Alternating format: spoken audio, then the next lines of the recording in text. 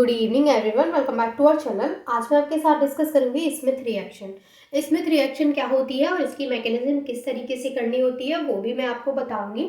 और ये जो रिएक्शन है वो हम पढ़ रहे हैं रीअरेंजमेंट चैप्टर में। तो देखिए, स्मिथ रिएक्शन जो होती है इसमें क्या होता है कि कार्बोक्सिलिक एसिड की रिएक्शन हम हाइड्राजोइक एसिड के साथ कराते हैं in presence of concentrated sulphuric acid. तो सबसे पहले मैं आपको हाइड्राजोइक एसिड का फॉर्मूला बता देती हूँ क्योंकि ये कुछ नया सा है आपको सुनने के लिए। ये होता है हमारा N3H हाइड्राजोइक एसिड। तो कार्बोक्सिलिक एसिड की हम रिएक्शन कराएंगे इसके साथ, हाइड्राजोइक एसिड के साथ, और हम सल्फ्यूरिक एसिड की प्रेजेंस में कराएंगे जो कि हमारा कंसंट्रेटेड सल्फ्यूरिक एसिड होगा H2SO4। और यहाँ पर जो प्रोडक्ट हमें मिलता है वो होता है प्राइमरी एमीन। ओके, तो यहाँ पे हमें प्राइमरी एमीन मिलेगा। तो अब मैंने आपको बता दिया कि क्या रिएक्टेंट होगा और किसकी प्रेजेंस में रिएक्शन होगी और क्या प्रोडक्ट होगा।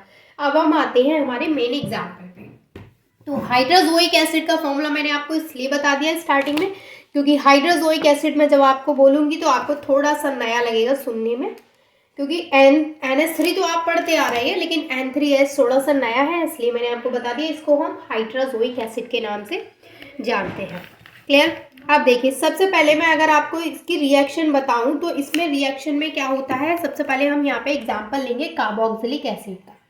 तो ये है हमारे पास कार्बोक्सिलिक एसिड। यहाँ पे R की जगह पे कोई भी अल्काइल ग्रुप, अराइल ग्रुप हो सकता है। तो यहाँ पे हमने R ले लिया और उसको हमने कार्बोक्सिलिक एसिड से जोड़ दिया, यानी COOH से। तो अभी जस्ट मैं आपको रिएक्शन बता रही हूँ डायरेक्ट कि क्या होता है। अभी मैंने आपको ये नहीं बताया है कि कौन सा स्टेप कहाँ से किस तरीके से, यानी कि अगर मैं सिंपल वर्ड्स में बोलूँ तो अभी मैंने आपको इसकी मैकेनिज्म नहीं बताई है, मैं सिर्फ रिएक्शन बता रही हूँ जो कि किसकी प्रेजेंस में होगी, हाइड्राजोइक एसिड N3H। मैं यहाँ पे लिख देती हूँ हाइड्राजोइक एसिड। हाइड्राजोइक एसिड के साथ होगी सल्फ्यूरिक एसिड की प्रेजेंस में, सल्फ्यूरिक एसिड की प्रेजेंस में, जो कि होगा हमारा कंसंट्रेटेड सल्फ्यूरिक एसिड। तो यहाँ पर कार्बोक्सिलिक एसिड है और वो हाइड्राजोइक एसिड के साथ में रिएक्ट कर रहा है in presence of sulphuric acid. तो यहाँ पर जो प्रोडक्ट हमें मिलेगा वो होगा प्राइमरी अमीन, यानी जो कार्बोक्सिलिक ग्रुप यहाँ पे लगा है, जो COOH यहाँ पे लगा है, वो यहाँ से हट जाएगा और उसकी जगह पे हमें मिलेगा यहाँ पे NH2 ग्रुप। तो इसको हम क्या बोलते हैं, एमीन। ये हमें यहाँ पे एमीन का फॉर्मेशन हो गया और ये हमने यहाँ पे कार्बोक्सिलिक एसिड लिया है। ठीक है, तो ये होती है हमारी स्मिथ रिएक्शन। अब स्मिथ रिएक्शन क्या होती है ये तो आपको समझ में आ गया। अब यहाँ पर देखिए, ये जो है मैं इसके कुछ और एग्जांपल्स भी कराती हूँ आपको। जैसे जस्ट मैंने आपको एक जनरल स्ट्रक्चर बता दिया कि ये हमारी स्मिथ रिएक्शन है, बट क्या रिएक्शन ऐसे ही हो जाती है कि COOH है वो वहां से हट गया, उसकी जगह पे NH2 आ गया? ये तो जस्ट हमने एक देख लिया कि जो रिएक्टेंट था उसने फाइनल प्रोडक्ट हमें क्या दिया है, बट कैसे दिया है और कितने स्टेप्स को फॉलो करके ये रिएक्शन हुई है वो तो हमें इसकी मैकेनिज्म में ही पता चलेगा। तो आप मैकेनिज्म की टेंशन ना लें, मैं अभी जस्ट आपको इसकी मैकेनिज्म भी कराऊंगी, तो डोंट वरी। और इससे पहले भी मैंने आपके साथ कई सारी रिएक्शंस डिस्कस की हैं, जैसे वेयर विनेगर रीअरेंजमेंट डिस्कस किया है, पिनाकोल पिनाकोलोन, मैंने सबकी मैकेनिज्म आपको कराई है। तो जो भी रिएक्शन, अगर आप कोई भी टॉपिक वहाँ पे सर्च करेंगे और अगर आप रीअरेंजमेंट वाले प्लेलिस्ट में जाकर के चेक करेंगे तो आपको जो भी रिएक्शन मिलेगी वो विद मैकेनिज्म ही मिलेगी, क्योंकि मैंने सबकी मैकेनिज्म आपके साथ में डिस्कस की है। क्योंकि ये जो रिएक्शंस है इनको इतना ही पढ़ना काफ़ी नहीं होता है, इनकी मैकेनिज्म पढ़ना काफ़ी होता है। मतलब इनकी मैकेनिज्म पढ़ लेंगे तब जाके आपकी जो रिएक्शन है वो कंप्लीट होती है। ठीक है, अगर आप MSc में जाएंगे तो MSc में तो बिना मैकेनिज्म के बात ही नहीं होगी, वहाँ पे तो रिएक्शन छोड़ो, रिएक्शन की सबसे पहले मैकेनिज्म आपको आनी चाहिए। अरे अगर मैकेनिज्म आती है तो रिएक्शन तो कर ही लेंगे, जाहिर सी बात है, लेकिन वहाँ पे सबसे ज़्यादा जो चीज़ें पढ़नी पड़ती है वो हर एक रिएक्शन की मैकेनिज्म आपको पढ़नी पड़ती है। ठीक है, तो यहाँ पे ये आ गया हमारा जो रिएक्शन है वो। अब मैं आपको एक और एग्जाम्पल इसमें लेकर के बताती हूँ जो थोड़ा सा टफ सा एग्जाम्पल लेते हैं हम। यानी मान लीजिए आपके पास कुछ इस तरीके का एग्जाम्पल आ गया जिसको देख के डर लग जाए, कुछ ऐसा एग्जाम्पल। ये हो गया हमारा बेंजीनिन और इससे हमारा जुड़ा है CH3 ग्रुप, मिथाइल ग्रुप। यहाँ पर भी मिथाइल ग्रुप, और यहाँ पर जुड़ा है ये कार्बोक्सिलिक एसिड यानी COOH। COOH है ना। थोड़ा सा टफ सा एग्जाम्पल, थोड़ा सा डर लगा आपको इसे देख के कि ये कैसे होगा? नहीं होगा तो बहुत अच्छे तरीके से, बहुत इजीली हो जाएगा। लेकिन अगर इस तरीके का एग्जाम्पल आपको एग्जाम में मान लीजिए MCQ पेपर रहा और इस तरीके का एग्जाम्पल वहाँ पे दे दिया, और फिर वहाँ पे आपको ये भी दे दिया कि वो हाइड्रोजोइक एसिड के साथ में रिएक्ट कर रहा है in presence of sulphuric acid, तो क्या आप बता पाएंगे कि उसकी मैकेनिज्म किस तरीके से करनी है? MCQ होगा तो मैकेनिज्म तो नहीं आएगी, लेकिन अगर MCQ नहीं है और इस तरीके से कि पूरा इसको एक्सप्लेन करो और ये दोनों दे दिए, तो फिर आपको पूरी मैकेनिज्म पूछी जाए तो कैसे बताएंगे? ठीक है, तो यहाँ पे ये रिएक्शन किसके साथ होगी? ये होगी हाइड्रोजोइक एसिड के साथ में in presence of concentrated sulphuric acid. तो देखिए यहाँ पर जो प्रोडक्ट बनता है उसमें क्या होता है, कोई बहुत बड़ी वाली तोप वाली बात नहीं है। यहाँ पे क्या होगा कि सिर्फ यहाँ से जो कार्बोक्सिलिक ग्रुप है वो हट जाएगा और उसकी जगह पे यहाँ पे ये NH2 ग्रुप लग जाएगा। दैट्स इट, बस इतनी सी चीज़ करनी है आपको। सेम स्ट्रक्चर बनाएंगे एज इट इज़, कोई चेंजिंग नहीं लाएंगे। Methyl group as it is, methyl group as it is. यहाँ पर हम लगा देंगे NH2, हो गया। लो, कोई इसमें कुछ है? कुछ भी नहीं है कि जितने मर्जी एग्जांपल्स आप ले लो, आपको सिर्फ क्या करना है कि अगर सिर्फ रिएक्शन की बात चल रही है तो सिर्फ कार्बोक्सिलिक एसिड जो है वहाँ पे जो कार्बोक्सिलिक ग्रुप लगा है COOH ग्रुप, उसको हटाना है, उसकी जगह पे NH2 लगाना है। अगर इन दोनों के साथ रिएक्शन हो रही है तो इसके साथ reaction in presence of this. ठीक है, अब ये तो हो गई रिएक्शन। अब मैं आपको बताती हूँ इसकी मैकेनिज्म। तो मैकेनिज्म के लिए हम ये वाली रिएक्शन यहाँ पे कंसिडर कर रहे हैं। मैं इस वाली की आपको जनरल स्ट्रक्चर जो है ये, इसका मैं आपको यहाँ पे मैकेनिज्म बताती हूँ। मैं जिस तरीके से इसका मैकेनिज्म बताऊंगी उसी तरीके से इसका मैकेनिज्म होगा। तो मैकेनिज्म क्या है? मैकेनिज्म ये है कि अगर हमें एक रिएक्शन का मैकेनिज्म करना आ गया तो फिर हम उसकी जितनी मर्जी चाहे एग्जांपल्स लेके सबकी मैकेनिज्म्स कर सकते हैं। ठीक है, तो ऐसा नहीं कि मैं इसकी मैकेनिज्म कराऊंगी तो आपको इसकी नहीं आएगी। जब इसकी मैकेनिज्म मैं करा दूंगी ना तो उसके बाद आप खुद बोलेंगे कि हाँ ठीक है इसकी मैकेनिज्म हम कर लेंगे। तो ये हो गया आपका होमवर्क, आप इसकी मैकेनिज्म करेंगे खुद से। मैं इसकी मैकेनिज्म कराऊंगी एंड सेम वैसे ही आप इसकी मैकेनिज्म करेंगे। ठीक है, तो चलिए मैं अभी, आप इसका स्क्रीनशॉट ले लीजिए, मैं अभी इसको रेज कर देती हूँ। और जब हम इसकी मैकेनिज्म कराएंगे तो फाइनल प्रोडक्ट हमें ये मिलेगा, एमीन मिलेगा, प्राइमरी एमीन। तो वो चीज़ आपको याद रखनी है, इसका आप स्क्रीनशॉट ले सकते हैं।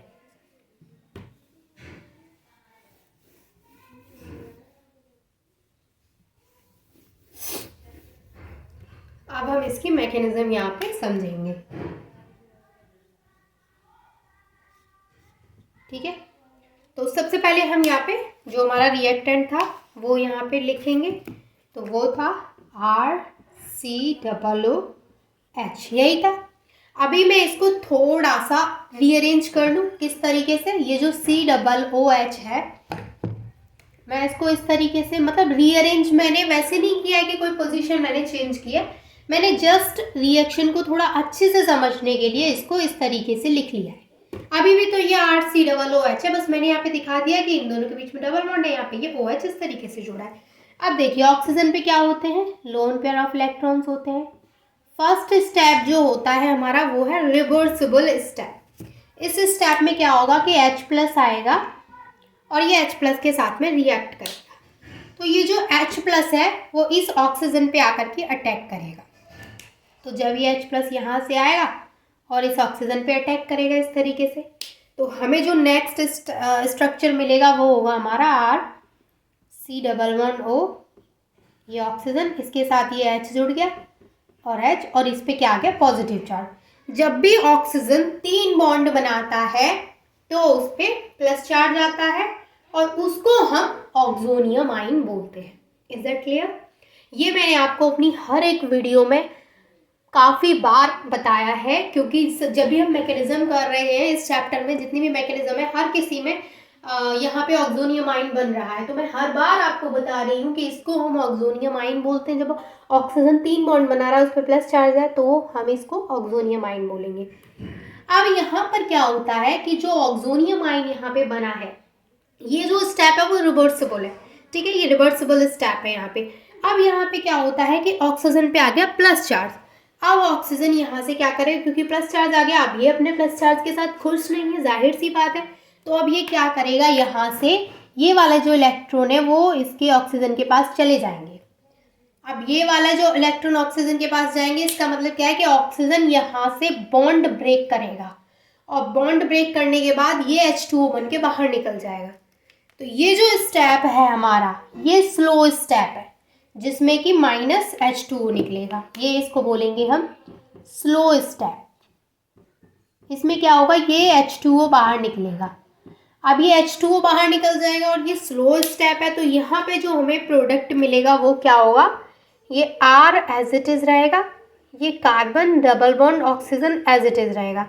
अब देखिए जब ये यहाँ से चला गया, अब आप देखिए कार्बन ने कितने बॉन्ड बना रखे हैं, 3 बॉन्ड बना रखे हैं। तो अब कार्बन की वैलेंसी जो है वो क्या है, इनकम्प्लीट है। कार्बन कितने बॉन्ड्स बनाता है, 4 बॉन्ड बनाता है, लेकिन यहाँ पर कार्बन ने सिर्फ 3 बॉन्ड बना रखे हैं। तो कार्बन क्या बन गया, कार्बोकैटायन बन गया, यानी कार्बन पे आ गया प्लस चार्ज। अब यहाँ पे नेक्स्ट स्टेप में क्या होता है, ये जो कार्बोकैटायन बना है यहाँ पे, इसको हम रीअरेंज करके लिखेंगे। इसको हम रीअरेंज करके कैसे लिखेंगे, इस तरीके से, R सिंगल बॉन्ड कार्बन, ये जो प्लस चार्ज है उसको हम यहाँ ऑक्सीजन पे ले लेंगे और यहाँ पे 3 बॉन्ड हो गए। तो यहाँ पे क्या आ गया, इस पे प्लस चार्ज आ गया। अब यहाँ से नेक्स्ट स्टेप में क्या होता है, अब देखिए फिर से यहाँ पे क्या है, ऑक्सीजन ने कितने बॉन्ड बना लिए, 3 बॉन्ड बना लिए, और ऑक्सीजन पे प्लस चार्ज आ गया। तो अब फिर से ये क्या बन गया, ऑक्सोनियम आयन बन गया। अब फिर से ये क्या बोलेगा, अब फिर से ये नाराज हो गया कि भाई मुझ पे फिर से प्लस चार्ज दे दिया मुझे। अब ये नाराज हो गया, तो ये बोलेगा ये इलेक्ट्रॉन यहाँ से ऑक्सीजन के पास आएगा, ये बॉन्ड यहाँ से हट के, तो इलेक्ट्रॉन्स ऑक्सीजन के पास आ जाएंगे। तो नेक्स्ट स्टेप में क्या होगा, ये इसके पास जाएंगे और यहाँ पे जो हमारा हाइड्रोजोइक एसिड है, हाइड्रोजोइक एसिड अभी मैंने आपको क्या बताया था, N3H। तो N3H को मैं ऐसे बना लूँ, N triple bond N single bond N, और इस वाले N से हम जोड़ दें यहाँ पे हाइड्रोजन को। अब इस पे हो गया माइनस चार्ज, इस पे हो गया प्लस चार्ज। अब ये यहाँ पे, ये यहाँ जाएगा, तो अब कार्बन के पास सिर्फ कितने बॉन्ड रह गए, 3 रह गए, तो वो फिर से किस में कन्वर्ट हो जाएगा, कार्बोकैटायन में, यानी फिर से कार्बन पे क्या आ जाएगा, प्लस चार्ज आ जाएगा। तो यहाँ से ये जो माइनस चार्ज है, ये वाला यहाँ से कार्बन के साथ में बॉन्डिंग कर लेगा, ये वाला जो नाइट्रोजन है। अब जब ये यहाँ से इस कार्बन के साथ में बॉन्डिंग कर लेगा, तो नेक्स्ट स्टेप जो हमें नेक्स्ट जो एज अ प्रोडक्ट मिलेगा वो क्या होगा, ये वाला R सेम रहेगा, ये कार्बन सेम रहेगा। अब ये कार्बन, और देखिए जब ये यहाँ से इलेक्ट्रॉन ऑक्सीजन के पास आ गए, तो कार्बन और ऑक्सीजन के बीच में कैसा बॉन्ड रह गया, सिर्फ डबल बॉन्ड रह गया, लेकिन ऑक्सीजन का प्लस चार्ज चला जाएगा क्योंकि इलेक्ट्रॉन्स आ गए। तो यहाँ पे ये कार्बन से ऑक्सीजन का डबल बॉन्ड बोलेंगे हम इसको, अब ट्रिपल बॉन्ड तो नहीं रहा, डबल बॉन्ड। अब क्या होगा, इस कार्बन से क्या जुड़ा है आकर के, ये NH जुड़ा है, तो इसको हम ऐसे बनाएंगे, ये वाला N इस तरह, ये वाला N, और इससे जुड़ा है इस तरीके से हाइड्रोजन, और ये N ट्रिपल बॉन्ड N इस तरीके से जुड़ा है, और इस वाले N पे क्या है, यहाँ पे प्लस चार्ज। यही मिला है हमें एज अ प्रोडक्ट। जब हम इसको ऐसे रिएक्ट करवाएंगे तो हमें ये मिलेगा। अब यहाँ पर क्या होगा, देखिए जो नाइट्रोजन होता है उसके पास क्या है, लोन पेयर ऑफ इलेक्ट्रॉन है। अब ये क्या करेगा, इस वाले नाइट्रोजन के पास प्लस चार्ज है, अब इसके पास प्लस चार्ज है, तो ये बोलेगा यहाँ से इलेक्ट्रॉन को, ये यहाँ से इलेक्ट्रॉन को ले लेगा, क्योंकि ये अब इसको अपना प्लस चार्ज यहाँ से हटाना है, और ये अपने लोन पेयर को यहाँ दे देगा। तो यहाँ कार्बन और नाइट्रोजन के बीच में डबल बॉन्ड बन जाएगा, है ना, बनेगा कि नहीं। जब ये इलेक्ट्रॉन को यहाँ देगा तो कार्बन नाइट्रोजन के बीच में इस तरीके से डबल बॉन्ड आ जाएगा। अब कार्बन के कितने बॉन्ड हो गए, 5, कार्बन तो 5 बॉन्ड बनाता ही नहीं है। अब कार्बन क्या बोलेगा कि अब भाई कार्बन को यहाँ से एक डबल बॉन्ड मिल गया, तो अब ये जो R है वो यहाँ से हटके नाइट्रोजन के साथ जुड़ जाएगा, तो ये जो यहाँ से R है वो नाइट्रोजन के पास चला जाएगा। आप चीज़ों को प्लीज़ समझने की कोशिश करें, तभी चीज़ें क्लियर होंगी। अब यहाँ पे नेक्स्ट स्टेप में होता है रीअरेंजमेंट इंट्रामॉलिक्यूलर। अब यहाँ पे क्या हुआ है, ये प्रोटोनेटेड असाइल एजाइड हो गया। अब यहाँ से होगा हमारा नेक्स्ट स्टेप जो कि है rearrangement intramolecular. Rearrangement intra molecular. अब इस स्टेप में क्या होता है, जो चीजें जिस तरीके से एरो यहां से गए उसी तरीके से हम इसको बना देंगे। तो इस स्टेप में क्या होगा, ये तो यहाँ से दोनों, ये वाला जो नाइट्रोजन है यहाँ से बॉन्ड ब्रेक करके यहाँ से हट जाएगा, N2 बन जाएगा, यहाँ से निकल जाएगा। बाकी की जो चीजें हैं वो किस तरीके से रीअरेंज होंगी वो देखिए। ये R हमारा एज इट इज रहेगा जैसा है, और R के साथ हमारा, अब ये वाला जो R है वो हमारा कार्बन के साथ बॉन्ड नहीं बनाएगा, क्योंकि R यहाँ से ट्रांसफर होकर नाइट्रोजन के पास चला गया, तो R बनाएगा इस नाइट्रोजन के साथ बॉन्ड। तो R ने इस नाइट्रोजन के साथ में बॉन्ड बना लिया। अब देखिए R ने यहाँ से अपने इलेक्ट्रॉन्स यहाँ दिए, तो कार्बन और नाइट्रोजन के बीच में कैसा बॉन्ड आएगा, डबल बॉन्ड आएगा। तो ये हो गया हमारा कार्बन नाइट्रोजन। अब यहाँ पर जो नाइट्रोजन है उससे हाइड्रोजन भी अटैच है, और इसने अपने इलेक्ट्रॉन्स यहाँ दे दिए, तो इस पे कैसा चार्ज आ जाएगा, प्लस चार्ज आ जाएगा। अब कार्बन के साथ डबल बॉन्ड के थ्रू ऑक्सीजन अटैच है, तो इस तरीके से यहाँ पे डबल बॉन्ड के थ्रू ऑक्सीजन आ जाएगा। अब यहाँ पर नाइट्रोजन पे प्लस चार्ज है। अब ये मिल गया हमें यहाँ पे प्रोटोनेटेड आइसोसाइनेट। अब यहाँ पे क्या होगा, यहाँ से H+ बाहर निकलेगा, यहाँ से H+ बाहर निकलेगा, ये वाला H+ बाहर निकल जाएगा, तो यहाँ पे हमें मिलेगा, यहाँ से हम लिखेंगे कि H+ यहाँ से बाहर निकल रहा है, तो यहाँ पे हमें क्या मिलेगा, RN double bond C double bond O, यही मिलेगा, क्योंकि सिर्फ H+ बाहर निकला है, बाकी की चीज़ें तो एज इट इज़ रहेंगी। अब ये जो नेक्स्ट स्टेप होता है वो रिएक्ट करता है ये वाटर के साथ में। अब जब ये वाटर के साथ में रिएक्ट करेगा तो यहाँ पर ये फॉर्मेशन कर लेगा RNH2 का, यहाँ से H2 यहाँ आ जाएगा और ये CO2 अलग हो जाएगा, तो यहाँ पे ये हमें प्राइमरी एमीन का फॉर्मेशन हो गया।